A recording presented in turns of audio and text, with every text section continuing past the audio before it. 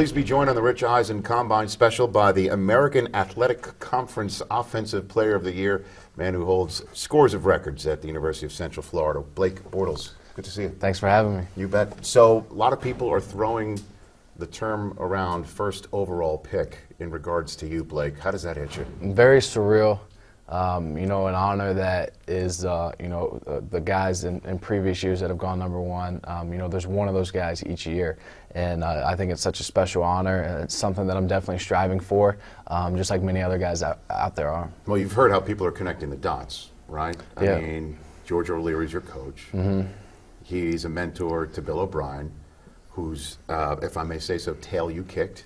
Do you think there is any validity in connecting Yeah, those I don't dots? know. You know, I'm sure he'll do, you know, what he thinks is best and what that organization feels best for them is. Whether it's me or not, you know, they're going to make that decision. But I think it definitely does help being able to play against him up at Penn State, you know, having some connections to Coach O'Leary. But ultimately, you know, I think he'll do what he thinks is best for the Houston Texans. What do you attribute your success to, Blake? I think a lot of things, you know, really motivate me and have been a reason for my success. You know, I think putting a chip on my shoulder, not getting recruited out of high school, wanting to prove people wrong, wanting to show them what I could do, what they missed out on, and then all the people that have helped me along the way. Coaches, players that were older than me, all through UCF have been a huge help in making me who I am today. So why were you not recruited? I don't know. I wish I knew, because I would have fixed it in a heartbeat. You know, I threw with the best kids in high school at all the camps and thought I was doing everything they were doing. You know, I was 6'4", 220, could move around a little bit. But something was clearly missing because nobody really pulled the trigger. Had 2 offers to play quarterback and 2 offers to play tight end. Who offered you quarterback? UCF and Colorado State offered me real late. And who offered you a tight end And scholarship? Tulane and Purdue offered me to play tight end. Didn't want to play tight end. Quarterback was what I had made my mind up on doing and I wanted my future to be in. And, you know, I was very grateful to have the opportunity to stay close to home and play for Coach O'Leary and have my family right there just down the road. So what did O'Leary bring out of you, do you think? A lot. I learned a lot playing for Coach O'Leary. Really enjoyed it. He's got that old school mentality. But, you know, we had what I felt was a great relationship. You know, I was able to talk to him. We could talk football. We could talk life.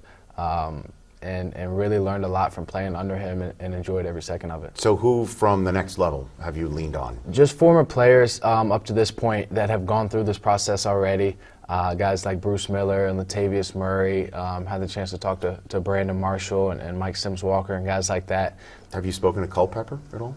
I talked to him right when the season was over, and he had, you know, good words of encouragement. You know, first of all, you know, congratulating on the season and the best of luck, but haven't talked to him since. What about Brandon Marshall? What did he tell you? You know, he said, you know, this process is kind of crazy. You know, go through it, stay level-headed, keep working hard, and good things will come. So who do you model yourself after? I think there's a couple guys. I was a big Packer fan. Brett Favre was my hero.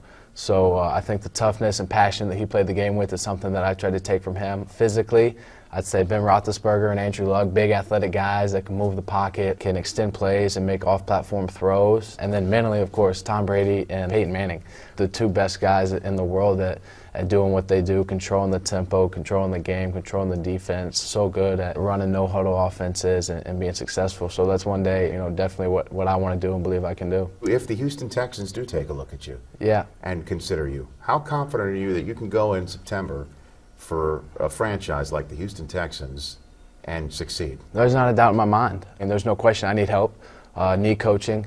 You know, going to have to go in and learn a lot and absorb a lot of information, but I believe I'm able to handle that. You know, played in a kind of a pro-style offense in college and was able to handle a lot of offense, a lot of responsibilities.